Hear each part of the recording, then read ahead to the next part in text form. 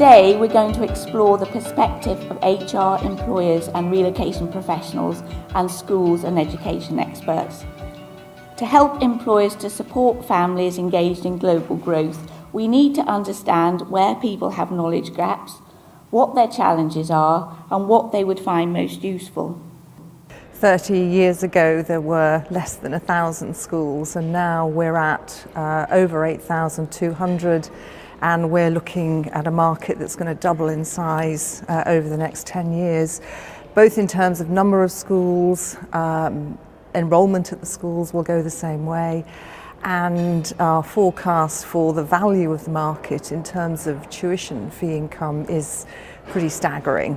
We're almost at $40 billion this year, and we're looking at about, I think, $84 billion in 20 years' time. Language and such, but that's, you know, it's teaching me to think differently about. People have got to keep up to date. There's got to be as much communication as possible in all directions. People coming back, not just being put there, but also being debriefed. You know, how does it feel now to be in that particular location? The parents want to make sure it's the right match, the right fit for their child. So they will need to see the school. Obviously, they can go on websites and such. But what we try and do is we try and work with the family.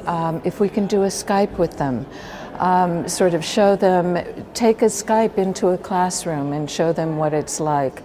Perhaps allow them to participate remotely. But it really depends. And part of my concern about this is a lot of time a child who is moving from another country may not yet be ready to move emotionally into the new school to participate. Tell us a bit about the UK system. The British curriculum, as most of you know, we don't like our children around at home under our feet. We like to get them into school as soon as possible.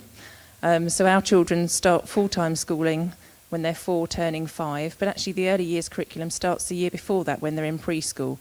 And that can prove a challenge for families that are coming in from America, from Scandinavia, where they don't start schooling until that much later. So if you're coming into the British system, there's this bit of panic.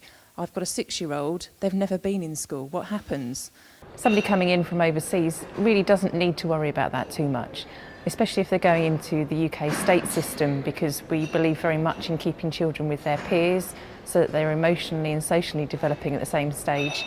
And it's the teacher's job to differentiate the work, so there will be grouping within the classrooms so that the children coming in with no experience will get the support that they need in order to be able to catch up with their peers. For the last 20 years, we've seen a number of colleges emerge in the UK, established, which are offering preparation for school programmes, preparation for boarding school, preparation for day school for international students. And these colleges are referred to as International Study Centres, or ISCs. They focus on providing English language and academic programmes to prepare international students for onward entry into a mainstream school. The focus is more on English than you would get in a typical school, but they also cover the mainstream academic curriculum. I would imagine that anybody who's looking for schools would look to see what the teaching was like, the academic achievement of a school, the subject choices and curriculum, the governance of a school, pastoral care, extracurricular activities, a good fit, a happy school, a place where your child can thrive. And anybody in any nationality, in any place in the world, would probably be looking at those kinds of areas within a school when selecting a school. So what I would like to do is just pass the microphone around, and if you could just say 1 or 2 words that are indicative of what means American, British, international school, and IB school. I think the thing about IB is that it is a global curriculum. It's not national, so it's not following anything that a government says. And it's a framework. So apart from IB Diploma, which is more curriculum driven, the rest of the IB programs are they're not content driven, they're inquiry led. So there are general topics that are then investigated by students who do their research, and they draw in and make the information and make connections. I think for me it's really that flexibility that it provides the child in making that post-secondary choice as well, regardless of their background and regardless of where they want to study. Despite English being the language of curriculum, Our mother tongue English speakers are only about 30%, so about 70% of our students actually have English as a second or even third language.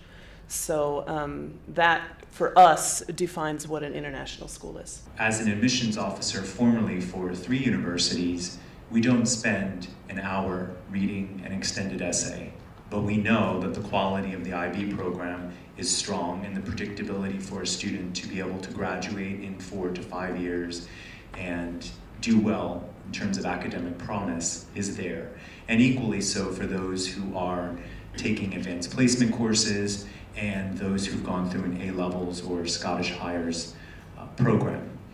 The international primary curriculum, which is very well known now, and in 2,000 schools in 92 different countries around the world, and also now in about 1,500 UK state schools, interestingly. But there's an international aspect that runs all the way through the curriculum, and that's really, really important, obviously, when you work in 90 countries. And one of my biggest challenges is how do you develop a curriculum for 90 different countries. It's one of the biggest challenges because we're asked to do so many different things. We're also here today to celebrate the publication of our new guide to international education in schools. Many of you have contributed to what we think is a unique and much needed publication for parents, employers and relocation professionals. So here's a sneak preview. To me, one of the major questions right now with the Middle East is how can you have the price of a barrel of Brent crude fall from $114 to $35 a barrel, and wonder what impact that's going to have on the whole region. But there's continued pressure for places in schools. We still see wait lists there. Yes, we are having more families leave than we have seen before, but we still have a number of families coming in.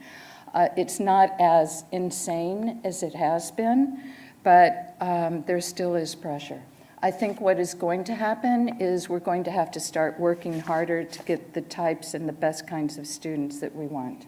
The other thing to say, I think, about the new schools that are being built is very many of them are large, they're very much for profit, and they have resources beyond the wildest dreams of most countries. So a lot of the schools are actually being built for a capacity of more than 5,000. There's a lot of regulations in Qatar. This is one of the ongoing challenges. You know, once a school has been opened, the rules come down from above and there's no choice, there's no opt-out, you comply. So, you know, basic things like setting your own fees, which in many countries and in the UK, it's an open market. You can charge what you want, and you know, you've got to set your fees right so that people will come to your school. Out there, that's not the case. You're told what your fees can be. You can apply for an increase. You may get it, you may not get it. You'll notice that probably a lot of the companies that are either headquartered in China or have a branch in China, they will be looking over the next few years to bring back returning overseas Chinese. And it is essentially a government mandate. Interestingly, international schools are able to enroll returning overseas Chinese children because they have a foreign passport. And where they're seeing the change is less international families from around the world, more returning overseas Chinese, as I've mentioned, and because their children have that foreign passport, they can enroll. And what they have noticed, many of the international schools in Beijing and Shanghai, particularly related to the economy and what's happening with the slowdown, is that enrollments at the international schools have been somewhat dropping. The character of the types of people that are moving on behalf of companies, in other words, the types of people crossing borders that comprise, those fulfilling global mobility. It's not your typical expat families with 2.4 kids anymore. A lot of them are individuals. A lot of them are Asian individuals, or singles. the millennial generation, there is a drop in demand, I would venture to suggest. It's through a combination of factors. It is not because the Chinese economy is melting down.